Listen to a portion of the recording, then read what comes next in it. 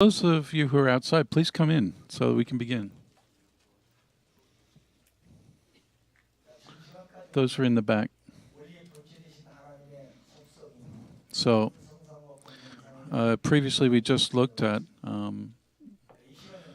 God's original internal character and original external form. But in God's attributes, there is also original masculinity and original femininity. Original positivity and negativity. So original positivity, original negativity. So within God's first attributes, God's image, within the God's image, is the original internal character and the attributes of original internal character and original external form. And we also have original positivity and original negativity. But these two sets of attributes exist in different dimensions. They're not the same. So original internal nature and original external form are God's primary attributes. In other words, direct attributes of God. But original positivity and original negativity are secondary attributes of God. In other words, indirect attributes of God's nature.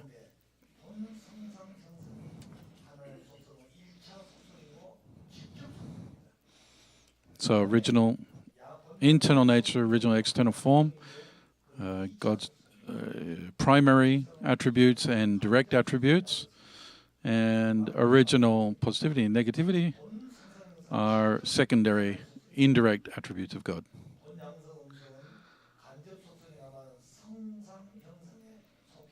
In other words, that means that original internal character and original external form are direct attributes of God, but original positivity and original negativity are attributes of the primary characteristics of God, which are they are characteristics or attributes of original internal nature, original external form.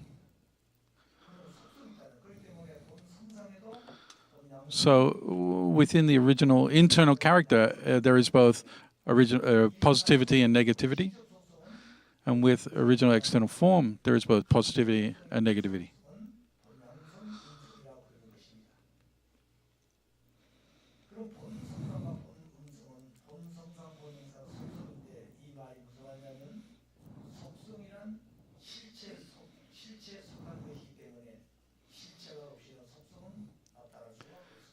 Without actual substance, then attributes cannot manifest. So,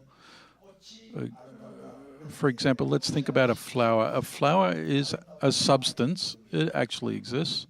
And we can think that, oh, the flower is beautiful. So in this case, the flower is the substance, and the attribute is the beauty of the flower.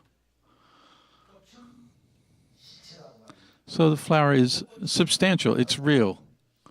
But when we say the flower is beautiful, we're talking about the substance of the flower. The beautiful refers to its attribute. So beauty is an attribute of that substantial flower. So God's original internal character and external form are the substance in which gods exist. And then original positivity and original negativity are attributes of that substance.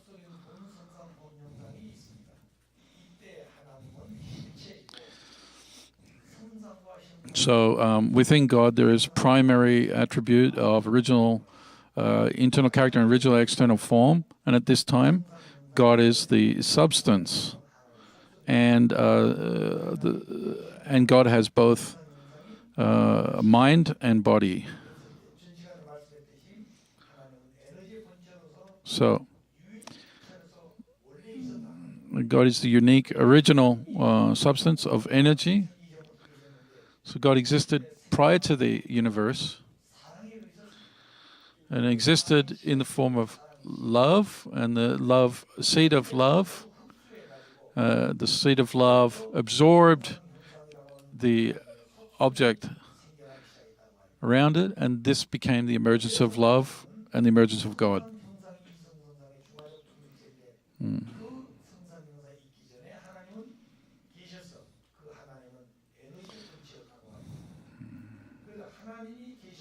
So God existed, and as the actual original substance.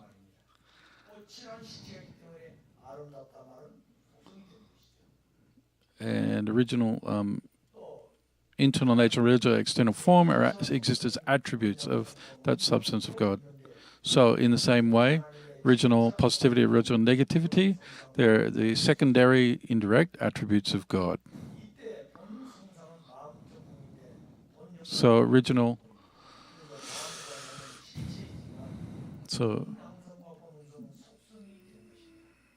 God's original mind and original body. From the viewpoint of OSDP,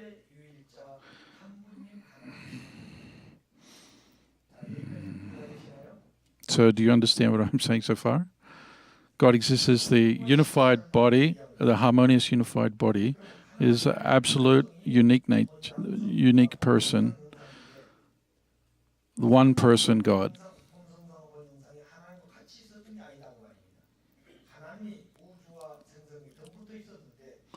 God existed prior to the universe, prior to the creation. And before the universe existed, there was that seed of love. And that seed of love absorbed everything in the reciprocal position. And from that point, then original internal character and original external form emerged from that. So God is the original substance. And Songsang and Hyongsang, internal nature, external form, existing with God are attributes. Originally in Divine Principle, we understood that original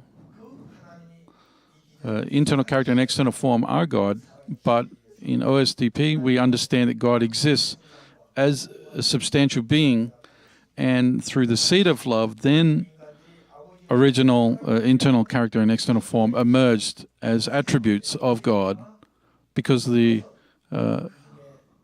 influence of that seed of love.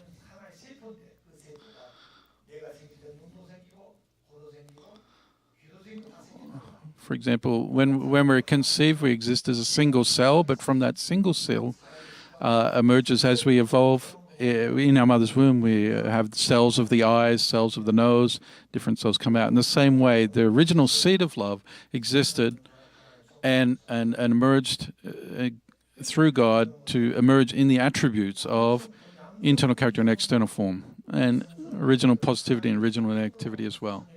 Then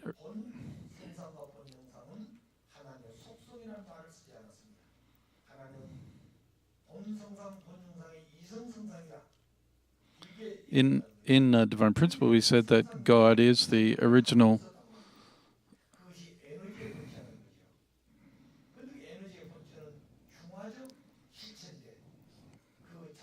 So the original substance of energy is the unique, harmonized, unified body. Therefore, that one person, God, has two attributes, original positivity and original negativity.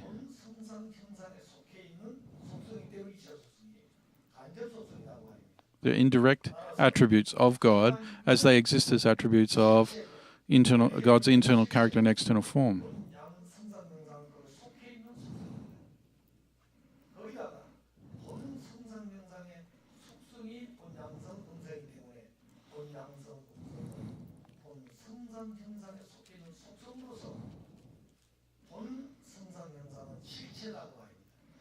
So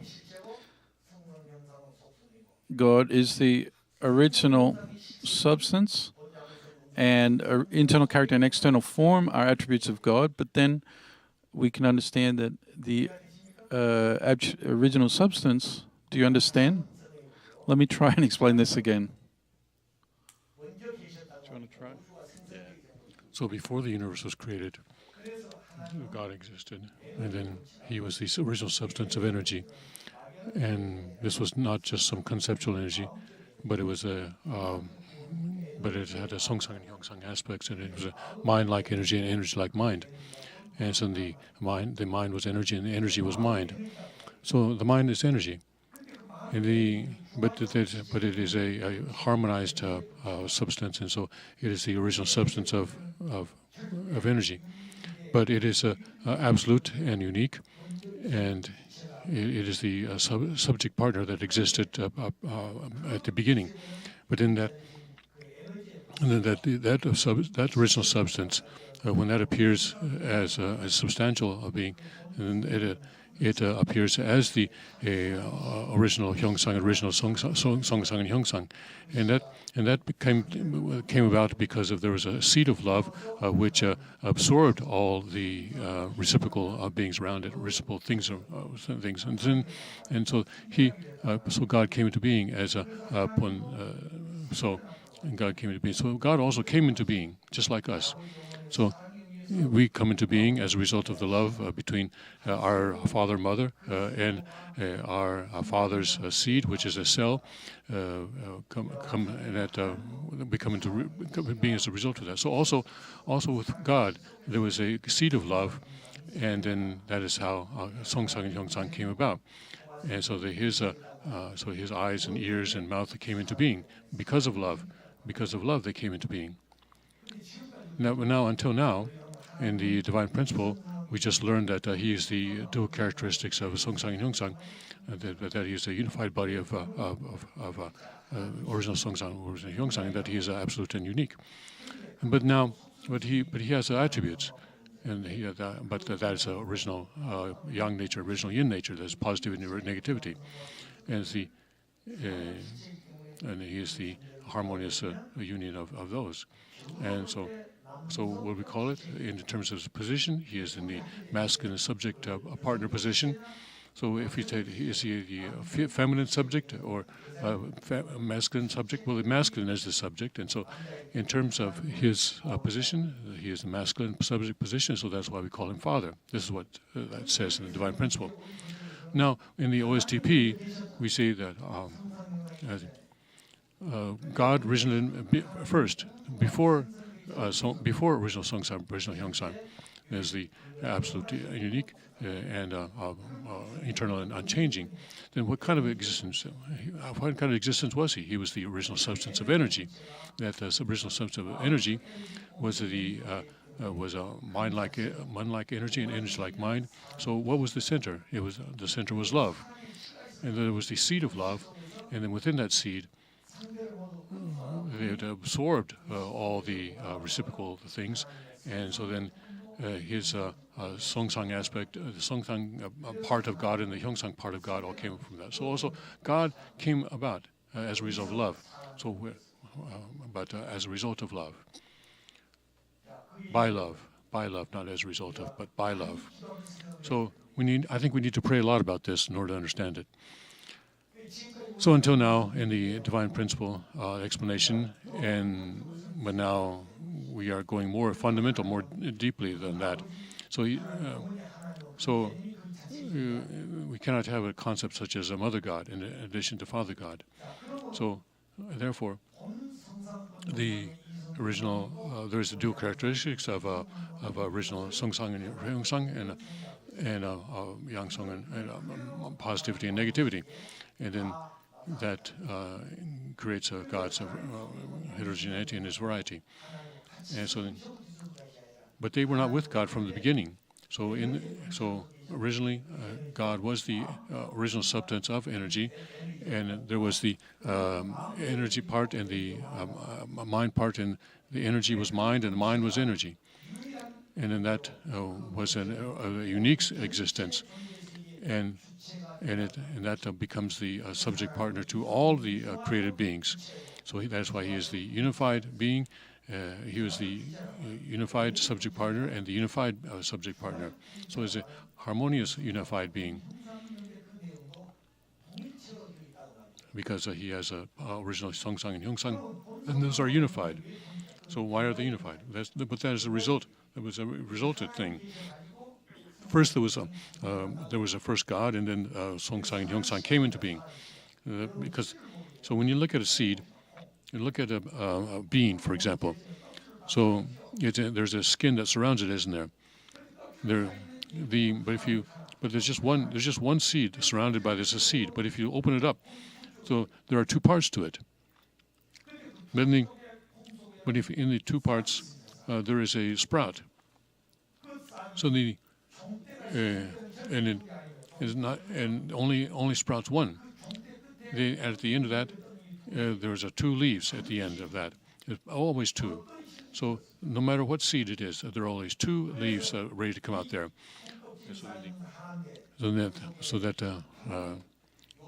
So there are two elements within that being, and then within those are two elements. There is a center, and then that is the sprout. That is the stalk. The stalk that is connected to the root, and it is connected to those leaves that are budding leaves.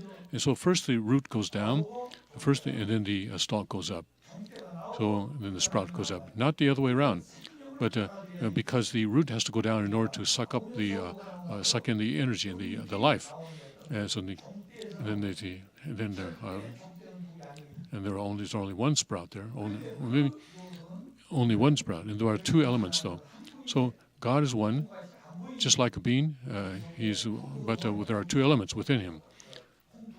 Just like the being has two things elements within it.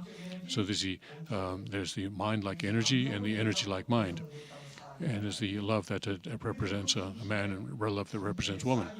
And so then the stalk that is God. The stalk that is there is God. So then what is his center?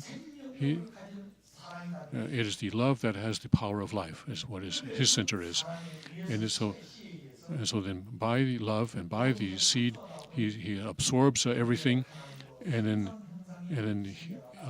Songsang and Hyongsang come into being as a result.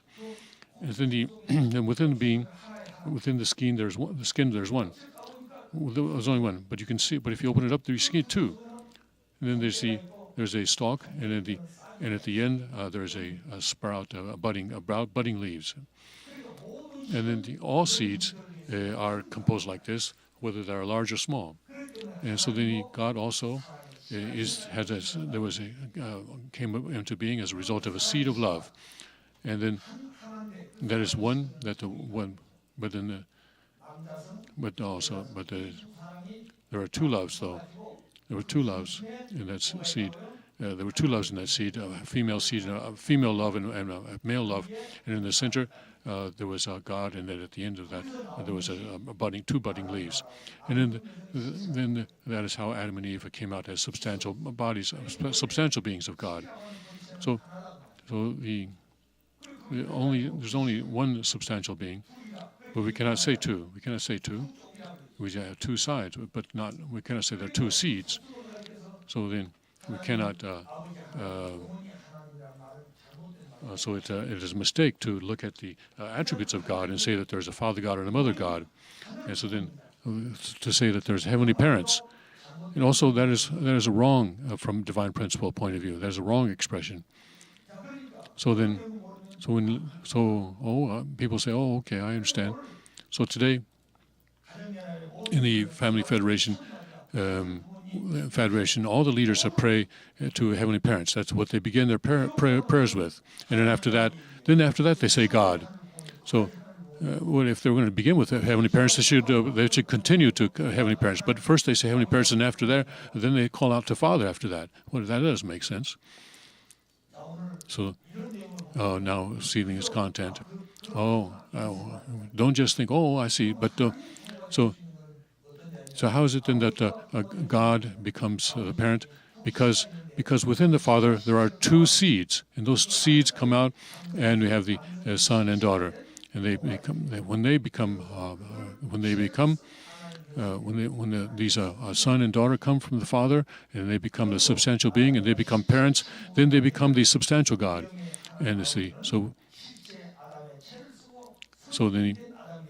because Adam becomes the temple of God and the substantial God, and that Eve becomes his wife. Then they become the substantial true parents.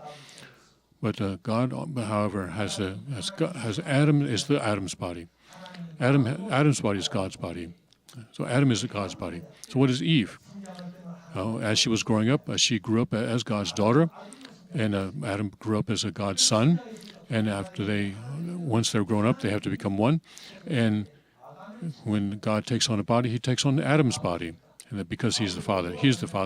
So the Father has the sperm, the seed, and then that sperm, the seed, who's He going to plant it through? He has to plant that in substantial form, and so then.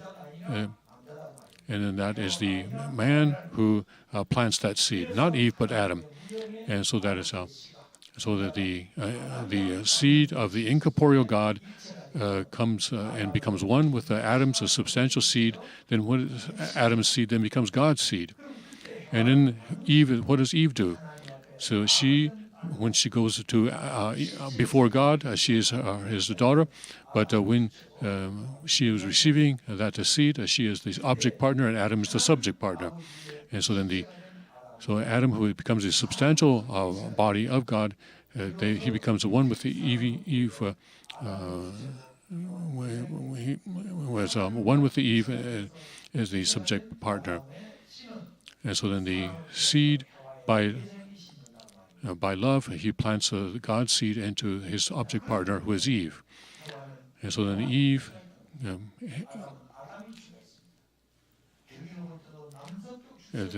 they each have their positions. And Adam is in the subject partner position, and even the object partner position. Can we say that just because the Father's not here, oh, now I'm the subject partner? Can we say that? No, the subject partner is the eternally subject partner.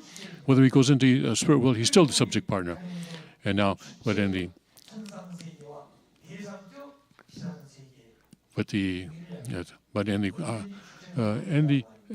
pledge, we say that the spirit world is in the subject position and the physical world is in the object position. But what is the woman? But the women should not feel badly that they're in the object partner position, because that is the order, that is the principle. So because of that, we cannot go against this order.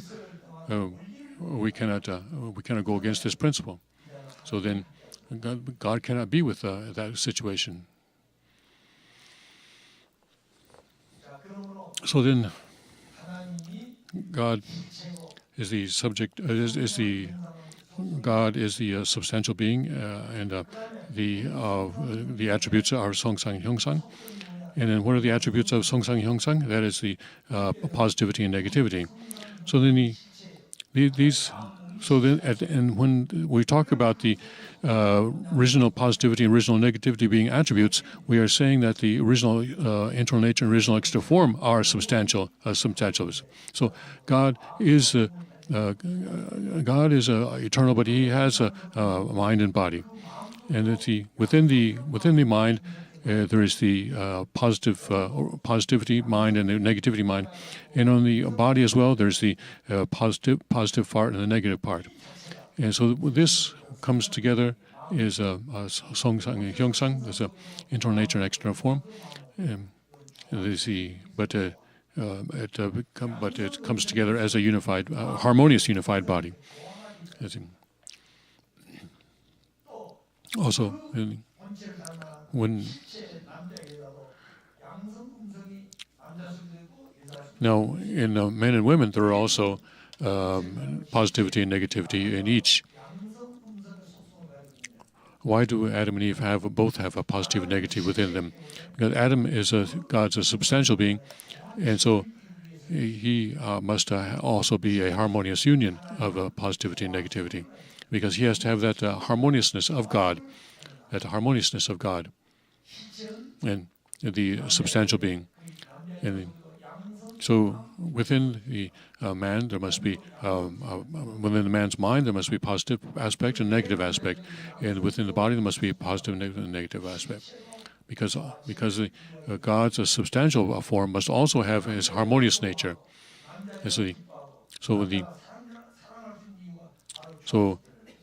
a man is able to be happy and love because he has that harmonious aspect, harmoniousness of God.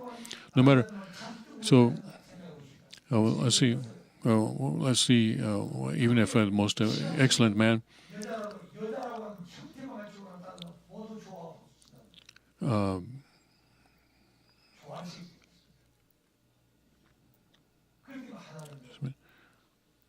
so So God cannot just have men, but God cannot be just a male. He has to be both. And the substantial body of God, the substantial being of God, also must have both attributes of positivity and negativity. Because God must feel joy to relate to them. Are you following me? So God has a substantial being, and then as his original positivity, original negativity, of those attributes. But these are attributes of his original Songsang, original Hyongsang. And then when we talk about the positivity and negativity, we're saying that his Songsang and Hyongsang are the substantial bodies. But the positivity and negativity are not substantial bodies within God. They only are substantial bodies when they appear on the earth.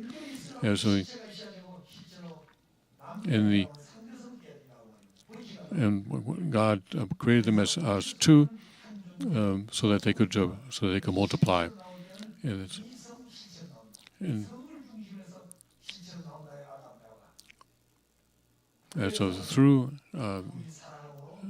So through God's creation, Adam and Eve multiply and create area. So there's no area within God. There's only a point. So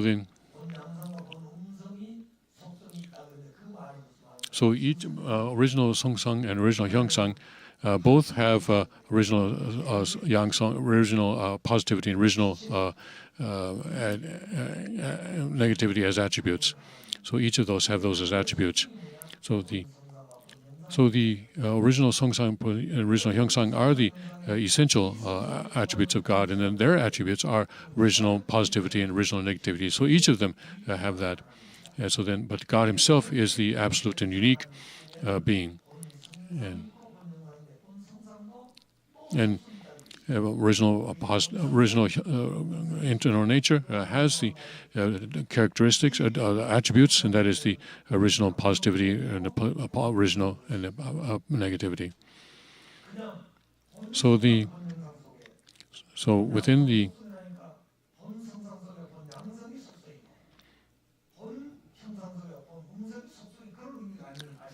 So it is not that positivity is only an attribute of the original nature, internal nature, and negativity is the attribute of the original form. That is not what I'm saying. So both of them have each attribute.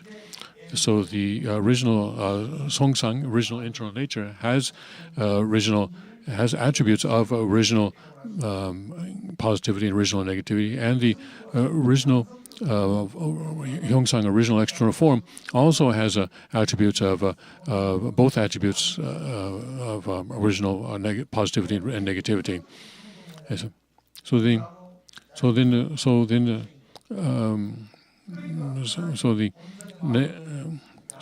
Within the internal nature, then we have the positivity, that's being very aggressive and having fun, and the negative attribute manifests itself in terms of the sadness and passivity and so forth. And then men have because of sexual organs, men are men because of sexual organs, and the women have a concave sexual organ, and that's why they are women. So no matter how much a man may want to become a woman, he cannot. And no matter how much a woman may want to become a man, she cannot. So what does science say today? So we can have an operation. You can have a sex change operation. They say that's what they say. But then what are you going to stick onto the woman's concave sexual organ? Can you do that? And can you just cut off a man's convex and dig into it, dig into the body so that he's a concave? That doesn't work. All that thinking is wrong. Do you understand? then and then that does not produce even if a son, even if they were to do that and have love, make love, they would not be able to have a child because they are going against God's principle. There is also no life. It ends in will end in one generation. Free sex, lesbianism, no, that ends in one generation. Homosexuals, and the free sex, and let's say a woman has many sexual partners, male sexual partners, and then she's pregnant. She doesn't know whose baby that is because she's had many partners. And then she doesn't know, so she says, "I don't want this baby. I don't know whose it is."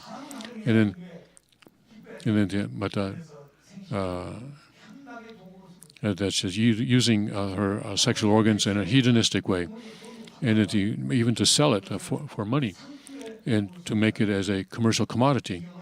This is an incredibly fearful thing. So Satan is using and is destroying the most precious thing that God created, and this is destruction. And this is what leaders. But leaders are doing this. They should be preventing this, but they are the ones who do this. They tell others not to do it, but themselves they are doing it. And now we see this appearing more and more. And so within God's original internal nature and original internal nature, there are both aspects, and we call this the character and thinking, and also within its original external form, there are both aspects, and here this is the hormones and the actions. So then women go to the hospital, and they have what do they call it? No. Changing your face. Taking off those plastic surgery. That's what it's talking about. Plastic surgery. I think. So then, and then what externally, what is yang, there is a positivity, and what is a concave is or yin or negativity. So if everything were flat, it wouldn't be very fun. So let's say that the woman was just a cliff like this. There was nothing sticking out. So what a beauty that wouldn't be beautiful. That wouldn't be fun. Where's the life going to come from? Life form. So when God created human beings, He really invested His sincerity and dedication, and that is how He created. And He created that. He made that design, and that design is eternal. And so, because God is eternal, and His design is also eternal, and so now, and from all human beings will be born as either a man or a woman, and the man will have the convex, and the woman will have the concave. And if a woman becomes pregnant, so she says, "Oh, I wish it were a boy," well, it's not going to make any difference because the sex has already been decided. But she offers cheongsong and offers prayers, and that male child suddenly becomes a female child, or a female becomes a male child. No, that will never happen. It's already decided. And so so you can offer prayers before the conception, but once it's conceived, that sex has been decided. And original internal nature and original external form each have the attributes of original positivity and original negativity. And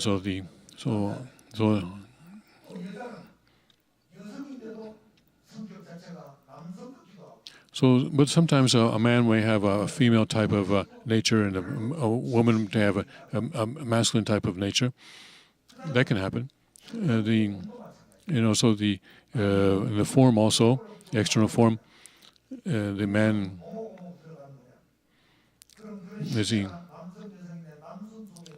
a man also has female hormones, and if the male hormones become less, then become more like a woman. But and also all women also have male hormones, and if that goes too far, then they become sick. They become ill as human beings. So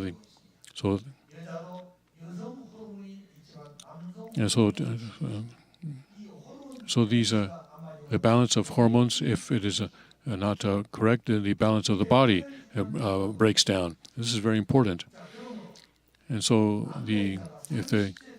until men and women become 30 years old, until they become 30 years, they have a normal hormonal balance. But from the time they turn 30 years, men begin to lose 1% of male hormones per year. And also, the women also, until they're 30, they have the normal amount of female hormones, but after they pass 30, they start to lose 1% of female hormones per year. And so then the men are losing male hormones, and the women are losing female hormones, so then the men become women, and women become like men. So then their character also changes, and their personality changes. And then also,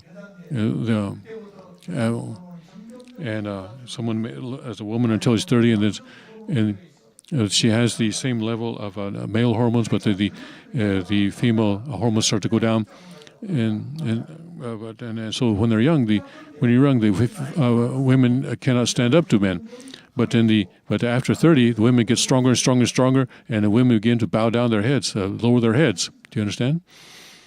So that's the principle. So we can't have the men being in charge the entire life. But so later in life, the woman comes to be.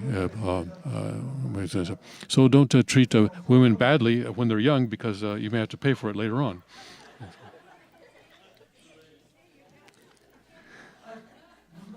Do you understand what I'm saying? So when you're young, the women are all can't stand up to women, but when they grow up, the men are standing behind the woman. They're following the woman. They have to go wherever the woman wants to go. That's where he has to go. So then, and that wasn't the case when they were young. He's strong, and so she has to follow him. She has no choice. But then, when they're older, he's lost all his sexual energy, and he has no other choice but to follow her. And if the children also, and so in the end, there are only two. The children go away, and you just have. I have 3 sons and 1 daughter, and I wanted to bless all of them at once. The youngest was 17 years old, and my father wanted to do that. He asked me, how old are my children? I told him my youngest is 17. Father said, okay, and bring them all in. I will bless them all at once. And I'm going to Korea, so you go to Korea too. So father and I were in different countries, but we met in Korea, and so he blessed all 3 of my sons in one day, and he said, okay, I'm going to South America. Let's all go. And see, we had to have some kind of, it was a blessing. So we have the families of the brides, and so we had a reception the next day, and then the next day, father said, okay, let's go. Go with me to the South America. And he's asked me, how do you feel? And I answered him, Father, there are only 2 of us left. Only my wife and I are the only ones left now. But Father said, no, there are 3, Father said. But God is with you. So not just the 2 of you. So that's what we don't know as we live. So we can see 2 of us, but when God sees it, God is in the middle of us. He's in our center. And And if we lose God, then we lose ourselves as well. So you know that about Reverend Kim Won-pil's Songhwa, and his wife was from a very he had a wife from a very good family, and his wife was from the daughter of a minister, and he was a very famous poet. But his older brother, her older brother, became a minister, and then so the older brother started following the faith of his father, but then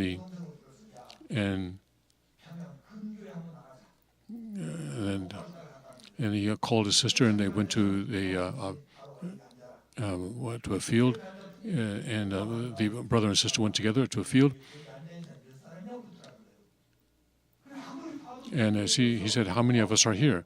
And there were only two of us, the sister said. And no, he said, "Also, the Lord is here. The Lord is here." That's what he said. And from that time, his attitude completely changed, because he realized that he was in the presence of the Lord all the time. And he was always dressed because he was always dressed nicely, because always he was in the presence of the Lord, and so he dressed well in every place. And so from that time, he was able to lead a life of faith from that time. So I cannot go into all that content here, but always know that God is with you, and that always the Lord is sitting beside us. We may think that just two of us, but there are actually three people. The Lord is the third one. He is there. So then, and these brothers became completely different. He never spoke frivolously, and he always lived correctly.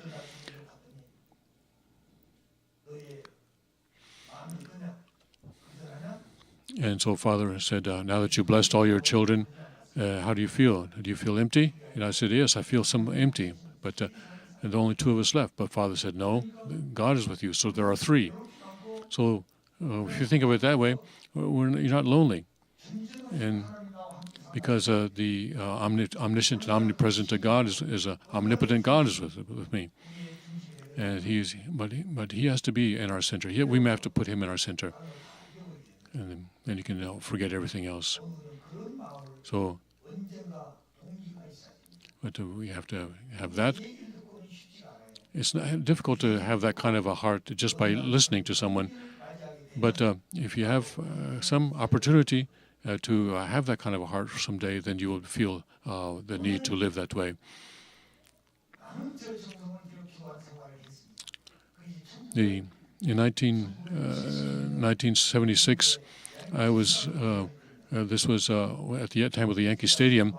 I was a pastor in a Mapo church in Seoul, and at that time, we were offering a lot of prayers for Father's rally in Yankee Stadium, and every night we would light candles and we would pray for 40. We had 40-day conditions, but a series of 40-day conditions, and there were a lot of spiritual phenomena that occurred. And at that time, we heard a voice from heaven. I was thinking very much about the world of Shimjeong. And so I heard a voice from heaven. Do we really want to know God's Shimjeong that much? But how can I? But he said he could not teach me, the voice said, because there's no way to express this in the fallen world. There's no way to express God's Shimjeong. There's no way to express it. And that was what I heard from heaven. If you really want to know Father's God's Shimjeong, go find a parent in the world that is losing their only son, and this is the third generation only son. But if the third generation only son dies, then what is the parents going to do? They have nothing. They are just so sad. they are enveloped in such sadness that they just rip their clothes and they don't know the time. And they're just crying that until they have no more tears. So go find such a person, and that was what I heard. And I told Father about this one time, and so Father said, "Did you find such a person?" Well, I said, "Father, no, I could not find such a person." So then, well, you don't know that to heart then. So, but when I was in the military, I did have such an experience, a similar experience. In my unit, there was a only son, a third generation, and in Korea, he had others had to go 2.5 years service in the military, but because he was the only son, third generation, he only had to serve 6 months, and he was about to leave the military 2 days later, but that evening. His senior officer, his sergeant, got drunk and beat him to death. And he's getting ready to leave the military, and we had to tell the parents that their son had died. So what would they were waiting for him to come home, and we had to take his personal effects to his parents, but no one wanted to do it. But the unit commander called me and told me to take the personal effects to his home. And then but I had to go because it was an order, a military order. So I got his personal effects in a box and took him, and that was in the city of Naju, and she had her own business in a marketplace in Naju, but that day she had closed her store, and I could hear a wailing from inside, but it was wailing, not just regular wailing, but a hoarseness in the wailing. And she grabbed him. That was the mother. That was the mother that I had to give these personal effects to. I came in my uniform, and so she thought that I was her son. She saw that I was not, and she just collapsed. And then because of these reasons, I brought these personal effects to you. This was really. That was an indescribable scene there. Then I saw what a mother is like, what it's like to see a mother who has lost her son, and I could see a little bit about how God must have felt when He lost His children in the Garden of Eden. And that is the only way that God's heart could be expressed in the fallen world. So that kind of I experienced that more than others, But I experienced that because my homeland was an island, and to go to high school, I had to go to the mainland. So I couldn't go home until the vacation, even though I wanted to. And so it was 3 months until the vacation. I was always longing. I would go to the pier at night. In the evenings and just walk back and forth because I wanted so much to go home to my. I was growing crazy. I missed my homeland so much, and I could it was hard for me to breathe because I was so homesick and missed my parents so much. And then that heart of that time, because I know that heart. So I could see, this is the way, this is how people feel when they miss their parents, waiting for their parents. I was away from home for the first time in my life. And from that time, I started to think much about the heart of the parents, the Shimjong of parents. And when I think because I knew a little bit about the word of Shimjong, I was able to hear those kinds of words from heaven. God's creation began with the Shimjong, and there's of course it's a different dimension, but it's a Shimjong. Of course, it's a different dimension from human Shimjong, but now we are losing that Shimjong. But in the holy songs.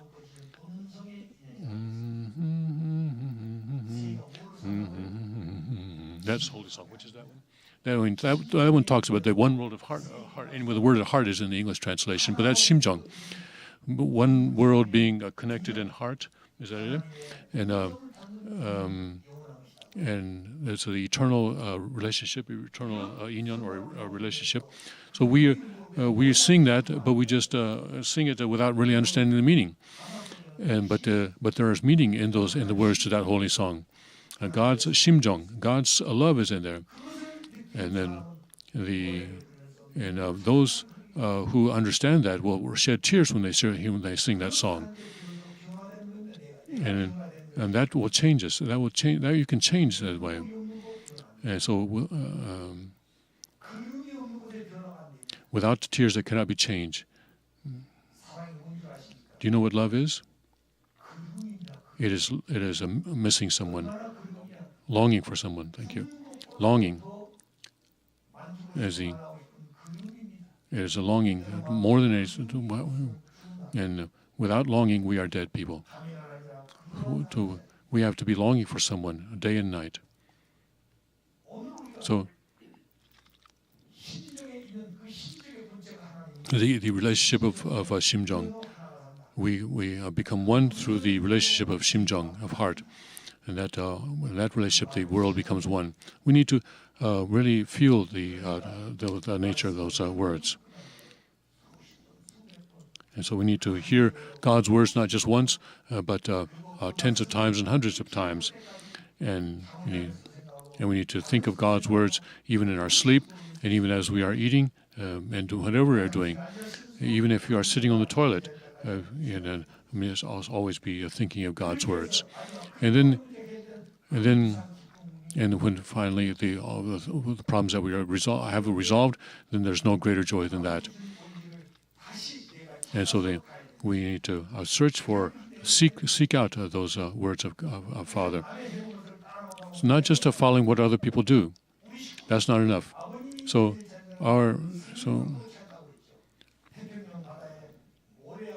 Father said that finding the divine principle was like finding a single grain of sand in the bottom of the Pacific Ocean. There are more than the Pacific Ocean can be as deep as 12,000 meters. That's about 40,000 feet, I guess. But he knows how precious the principle is, and he knows how. When he teaches us, he teaches it. He taught it to us at the risk of his life, because he risked his life to find it, and so that is why his words gives us strength, and it gives us hope. And so, but now when we see our leaders today, they have no life, they have no hope, they have no life, because they have not made the Father's words their own. Honey comes from the bees, but in the winter they feed the bees sugar water, and then dies. But if you look at the honey that they produce after taking sugar water, they have a honey that has some condensation in the bottom, and then. But that's not true if they create the honey by sucking the honey from the flowers, because the sugar water, when it goes into the bees and it comes out, it's not real honey. It's just a sugar water honey. It's honey, but it's not. It's sweet and it tastes like honey, but So when we go into Father God's love and come out, we become the people of love. If you want to resemble, Father said, if you want to resemble God, you have to go into God and put on God's clothing. How do you do that? So, if you want to wear gold-colored clothes, then go into golden water. Golden water, just go into there. If you go up to your neck, but even your head and even your hair, then you'll come out golden. Then then internally you're still human beings, but outwardly you're a gold. But your content is not yet gold. So if you want to resemble God, you have to wear God's clothes. Wear God as your clothes. So we have to think about that. And also, at first, when I first began as a pastor, you have to pray, right? So how did I pray? I was loving God. I prayed that way. So I thought that everyone should begin it that way, loving God at the beginning of the prayer. But then I heard a voice from heaven saying, "So, how do you know that God is a loving God?" This is the voice I heard. How do you know this, that it's a loving God? And I was surprised. I was shocked. So I didn't question it. I just thought that was what we were supposed to do. And so I heard after that. I thought then for a period of time after that, I couldn't say loving God. I couldn't begin my prayer that way. How can I say that when I don't actually know it, that He is the loving God? I just was copying others, mimicking others. But then I came to understand that He is a loving God. Without going into that position, we don't understand how important that is. When we understand how important it is, we start to try and seek it out. So until now, we were not in the position where we could do that. So, but now.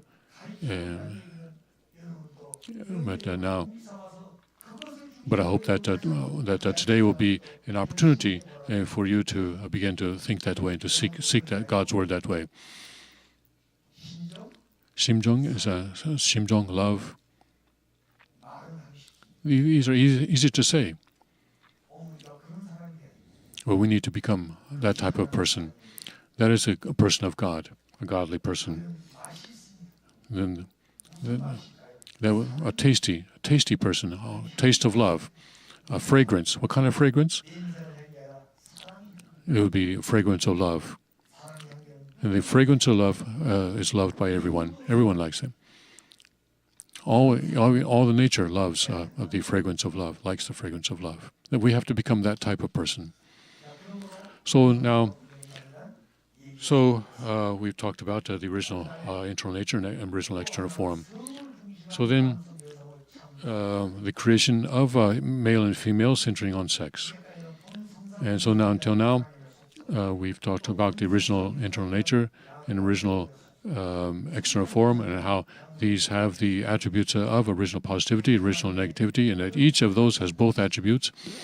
And we talked about the universality of God, and then, but now centering on the sex, the creation of masculine and feminine, of a woman, man and woman. So you see, so how did God create man and woman in His image? So in Genesis 1:27, it says that so God created man in His own image, in the image of God created him, male and female created him. So He, so in His image. So what is it? God's image. So then, so within that, He is the harmonized unified body, harmonious unified body of original. Of the dual characteristics of original internal nature and external form, and then in the attributes of original positivity and negativity. So these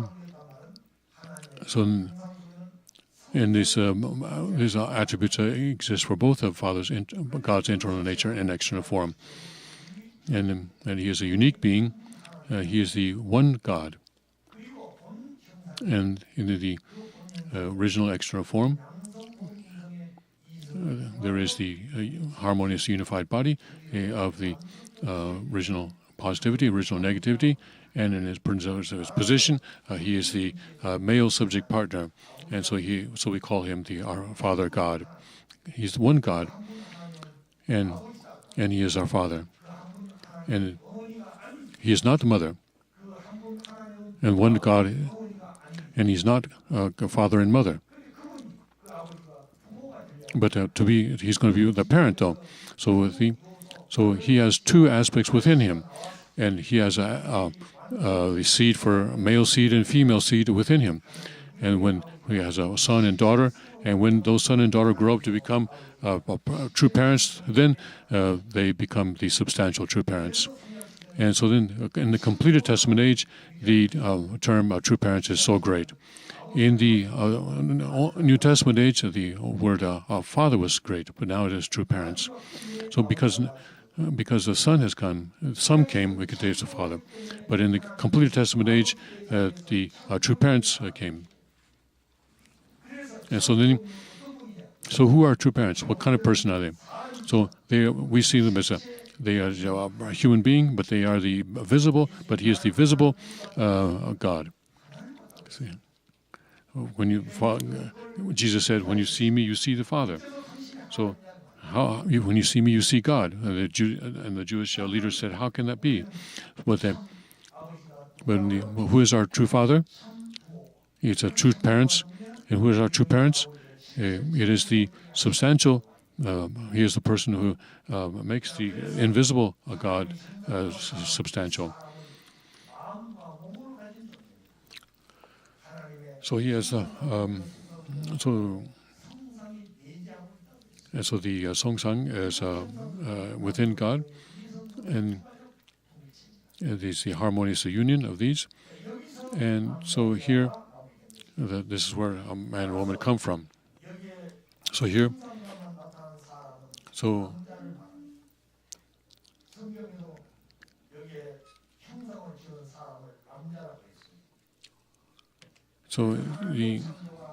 in God's creation. So in the Corinthians 11:7, it says that a man ought not to cover his head, since he is the image and glory of God. Image and glory of God. He is the so man is the image and glory of God. And so Adam is the Hyongsang, the external form of God. And when he is completed, God is completed. And he becomes the temple of God. Why is it temple? Because God goes into him. He is the house to which God goes into him. So a sanctuary, a temple is not this kind of a house, but it is a human being. And so when in Moses he created the tent that they call this the temple, the tabernacle, and then Jesus came as the substantial tabernacle, and when Adam is completed, he becomes God's tabernacle or temple, as he and it's so and now here this sanctuary or tabernacle is the image tabernacle or temple. So the Father is the actual tabernacle or temple, and the actual sanctuary, and then He is the substantial. Who comes after is also the one who comes after that is also the substantial sanctuary or temple, and He also has a responsibility. And everyone who follows Him also has a responsibility. He has a responsibility, and it was by accomplishing that responsibility to become a real human being. So then this person is a man, and when God, the Bible says that God created man, He created Adam, and He created him man and woman. So then they have each have a mind and body, and so then the man's mind and the woman's mind can come together, because the mind is without form, and they came from God, and God's mind becomes one with Adam's mind, and God's mind becomes one with Eve's mind, and then how can they? Are they the same? Adam's mind and God's mind, are they the same? Because no, they are not the same. Because God's mind is one level above Adam's mind. So then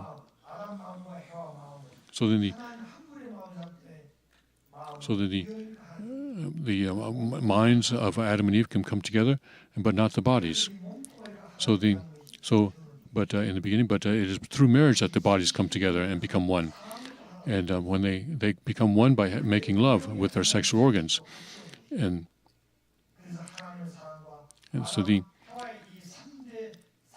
then the love of God, Adam and Eve, meet in one point, and if these do not meet, if they do not one, then everything is broken, and this is the point where God, where Father needed. Father heard from heaven that love travels in the straight line.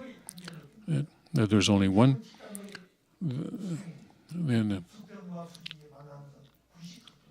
there's a horizontal and vertical straight lines come together in a 90-degree angle.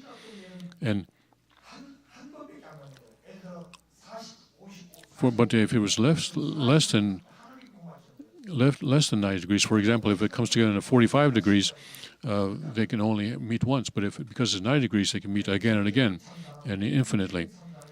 And so, the point where the vertical true love and horizontal true love meet together, that is the point of the sexual organs. So that is how precious the sexual organs are. So then, the Adam and Eve's, their minds become one with God, and then their bodies become one through the marriage. Whose marriage is this? It is the marriage of God's body. The mind is already one with God, with God's mind. But then the marriage is the marriage of God's body. And in the first night, on their marriage night, the first sexual experience is when God comes. So, when we are born on earth, we come from parents, and we have children, and we have grandchildren, and but when we go to the spirit world, we are all just sons and daughters of God. We are not grandparents or parents or children. We're all just sons and daughters of God. And because we all come from God's seed. So when you go to the spirit world, your parents are not your parents when in the spirit world. They gave birth to us in the physical world, but in the spirit world we are all sons and daughters of God. And my children will go as God's sons and daughters. So on the earthly world, there's the grandparents and parents and the children, but in the spirit, we all refer to God as a Father, and we all pray to God as our Father. Why is that? Because we all came from one person, and if that were two, then everyone would be divided, father's side and mother's side, and we'd all just be fighting. We would have different ideas, a different thinking, and different purposes. That is why the original substance must be just one. And Father emphasizes again and again that the original substance is one, only one. And then but now I can see why Father emphasized this so much. Now I see why he did that. And so then today, with this content, so it is not divine principle, but it's OSDP that teaches us this content. So we cannot deny this, and to say that we will not give OSDP education itself is a mistake. This is against God's Father's words. So today, so they may call me a heretic now, because I'm talking this way. But I'm telling you this with a very serious mind, because Father is serious. Our Unification Church, it was established by God after 6,000 years, and Father worked his entire life with blood, sweat, and tears to establish this foundation. and we need to take this foundation to the world so as to solve all the problems of the world. But he must be so disappointed and so sad and so frustrated that he's not able to do that. We need to understand his heart, and so we ourselves need to change. Even if there are just 100 people here, we call out to Father as our Father. But we are in a different. But some people call out to him from the position of the servant of servants, or some call out to him as Father from the position of the servant. Some will call to him from the position of adopted child, or from the position of the child of the concubine. But others may call to him from the position of the direct lineage son. But no matter what position we are, but we are all wherever we are calling to Father. But God hears it in different ways. Why is that? Because of position? Because of our... No. It's because of Shimjong. Because of true love. If without Shimjong within myself, he can only hear our calls to him to the level of our own Shimjong. And without Shimjong, he cannot hear us calling to him. So, not just external form, but we must have internal character. And to have because we are in the presence of the God who is the original substance of Shimjong and of true love. And so all of us must come to resemble God. All of us. Aside from the Messiah, everyone has an original sin, and everyone must resolve that original sin and must go to the principal way to perfection. Anyway, everyone. So then, today, so let's think about this deeply. So the marriage of Adam and Eve was the marriage of the body of God, and this is in the God and Father's collected works. But they are not ignoring this, though. And also,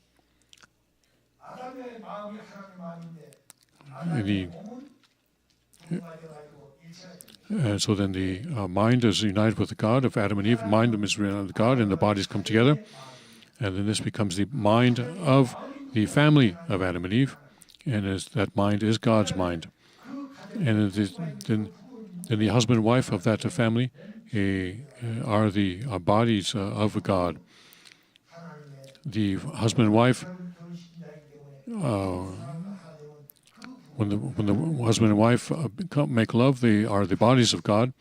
So they are the body of God in the family, and in the mind of that family is God's mind.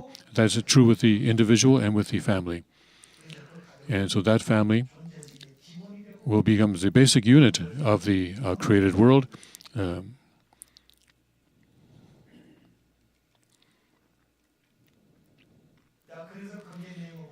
So then, the 294, page 294, volume 294.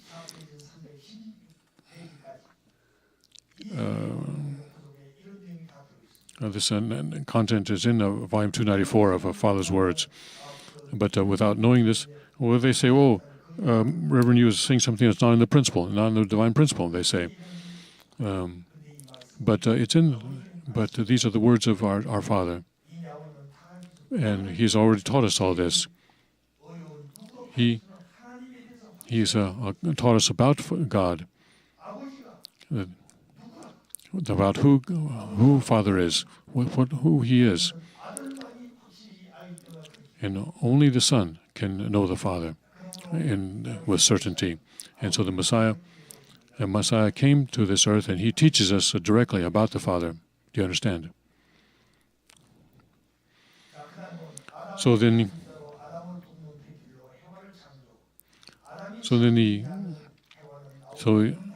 He created Adam with the rib with a rib. He said that means that. So then, if we say that Now the Family Federation is saying that father had original sin and mother not, and that the father was the Messiah only after he met Jesus at the age of 16, and before then, what was he? It means that he was not. He had original sin before he was 16. Then how could he become Messiah with original sin? And so mother says, she says that she resolved his original sin, and that because of her, he was able to reach perfection. This is what is being taught now in the Family Federation. What kind of nonsense is this? Because they lived together for 50 years, and she says, I know him better than anyone because I lived with him for 50 years. So my will is his will, and his will is my will. And then if he's one with God, then he's one with God. Then I'm one with him. So then I'm the true parents. I'm one with God. If this is the logic, what do you think of that? If you haven't heard that before, you think, oh, okay, well, that might be right, and everybody just follows. But it is not right. It is not right. So then, in one way, Hyungjinim, as a son, has spoken that way about his mother. But if someone like me were to speak the same way, what would people think? But from now, the children should not be criticized. He had to speak that way because no one else would speak that way. But now, the people who represent him should speak that way. Not criticizing, but telling her, you're going the wrong way. You need to go this way. This is what you need to do. Please do this way. This is the real sons and daughters. These are the real filial children. And so we need to have that kind of mind from today. We have to, even the enemy can be forgiven, but she's the mother. So to forgive her and to make it so that she can live as a mother should. Do you understand? So then we cannot fix what she is doing wrong. She has to set the conditions to go back to that position. No one can set the indemnity conditions for her. No one can do that. No one can go that course for her. She has to do it herself. That is her portion of responsibility. And the Messiah's course also. God cannot go the Messiah's course for him, and no one can go the course of mother for her. And the same is true with us today. And there's God's portion of responsibility, the human portion of responsibility. Both are there. And what is that? We have learned what that portion of responsibility is. We learned that through the principle. So then the men and women, who were created in an image of God, have sexual organs, and so then within us,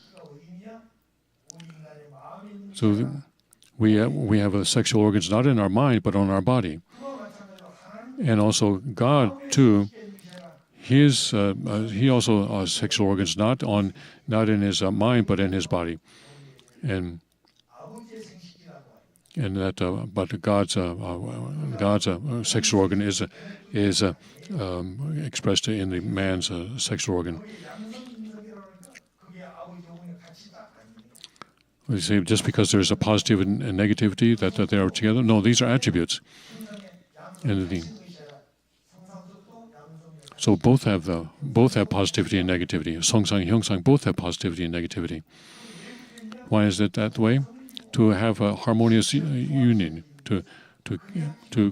because that only a harmonious union expressed in a substantial form could bring joy. So always. So that is why our Father created Adam first and then Eve next. And so when there's a son, there's not yet Eve, not yet the daughter. So today, according to Mother's claim, that January 6th is not the birthday of true parents.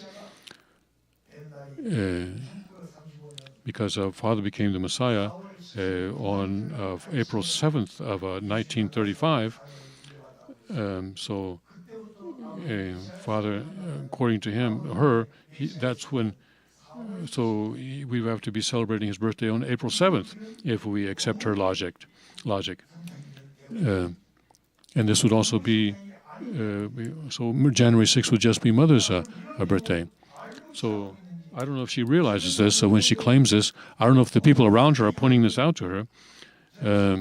So I'm curious about that.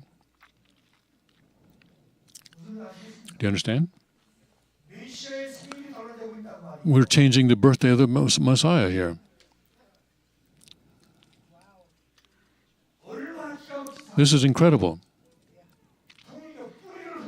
We're shaking the roots of the unificationism. We've touched the fundamentals of the principle, and then people who call themselves scholars of divine principle go to her and say, "Yes, this is right. Yes, this is right. Go ahead and do that."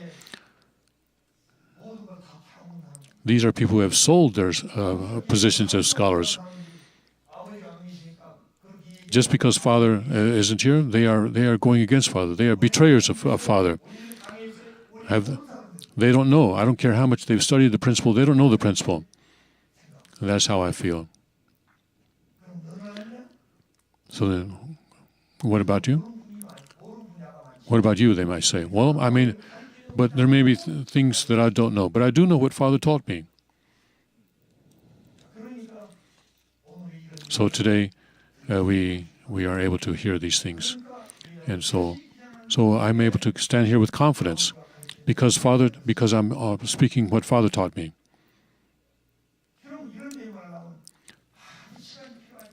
To talk this way, you need a lot of time. But there's not enough time to say all those things. And so you may feel, okay, this is how we are living. Now we see why there's so much confusion. And they think, but they call you an unprincipled group. That's what they say. And they say that whoever goes there is going a wrong path. And they say if they see me teaching here, they've already removed me from the Association of Retired Pastors. My entire life, almost 50 years I was a pastor. And then, but because I went to a group and gave education to a place where they say that is an unprincipled group, they refused to give me a certificate as a retired pastor. I said, all right, I'm not worried about your recognition. I'm not a retired pastor because you recognize me that way, and I don't become not that way because you refuse to recognize me. It's only by fathers. So there's no need to fight. There's no need to fight them.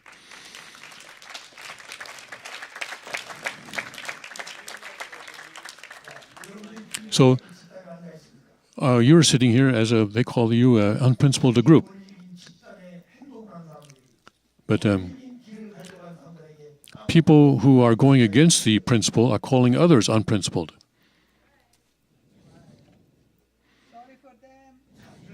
So this kind of content. So we don't just fire this off as like artillery shells, but instead of doing that, we need to explain to them. We need to explain to them how they are wrong and what they need to do. So they are denying the principle. And if they deny what we say, then they're denying the principle, and then they will be betraying Father if they deny what we say. Well, logically, and one by one at a time, we need to explain to them, but not with our opinion, not with our knowledge, but with a principle, and with a principle and Father's words. Those are the standard, nothing else. If Father were here, there would be no confusion, right? If Father were here, there would be no confusion. But because Father's not here, so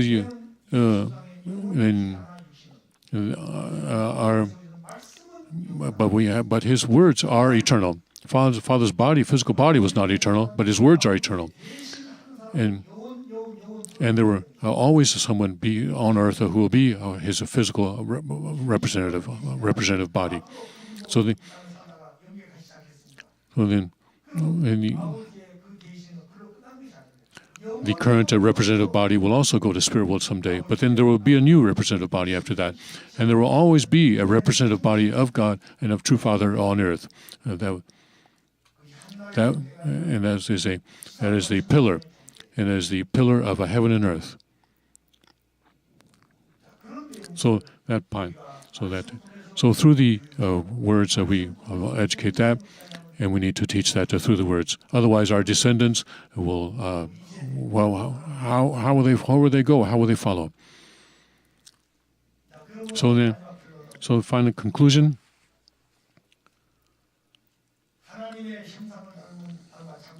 So men and women of sexual organs of men and women were on the physical body, and so also the God's sexual organs are embedded in his physical body, and not in his physical body, his body. So the first cause of the original substance of the principle is one God, and when that appears as dual characteristics, and then they come, and that they are, but men and women are created differently according to sex. And so then here we'll just go through this very quickly. So he is the harmonious union of original positivity and negativity, and we call him Father because he is in the subject part of position, as we call him a Father God, and in the Old Testament age we called him the Jehovah God, and because of the law and because of an order, and we called him in that way. But in the New Testament age, Jesus referred to God as his Father, and he said that he was the Son of God, and this was the gospel among gospels within the New Testament age. And in the New Testament age, we have the true parents have come, and that the Father is still God is still Father, and we call him Father God, God our Father. But then when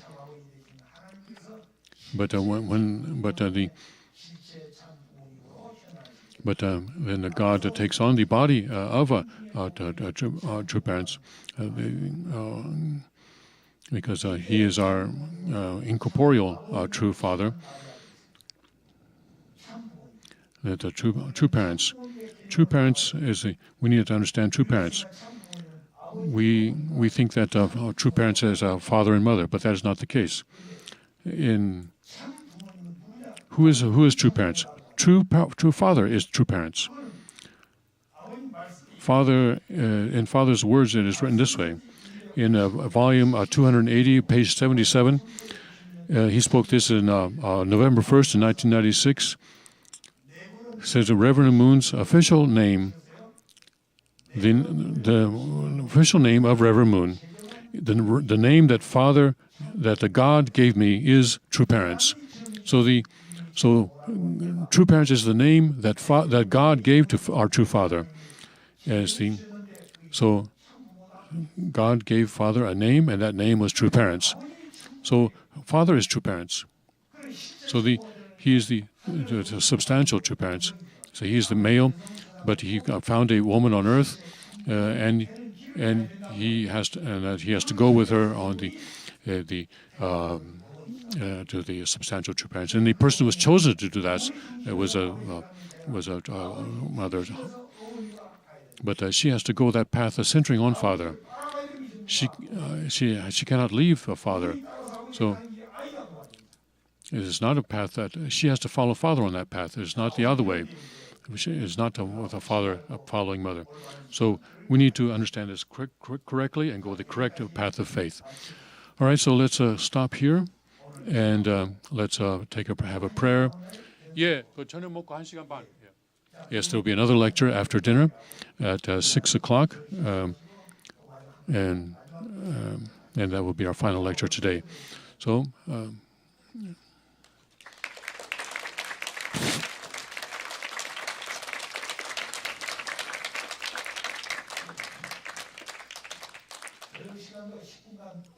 Yeah, so we will extend our dinner time also at 10 minutes, so we'll begin the next lecture at 6:10. And we'll go to...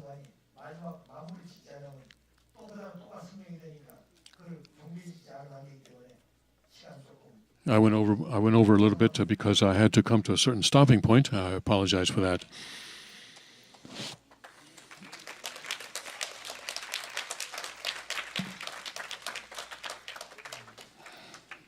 Okay, let's have a prayer. Okay. Dearest beloved Heavenly Father, we thank you for this precious time with Reverend Yu. We thank you that we can learn so many things from him as our elder brother and someone who spent so much one-on-one time with Father. Father, please let us more deeply understand you. Let us really drive deep into, or as deep as we are able to, into your Shimjang, Father, so that we can know you much better than we have. Father, we thank you, Father, and now we're going to have dinner. We thank you for the love of those who prepared the dinner, and we offer up this prayer to you in the name of our Central Blessed families. Adieu.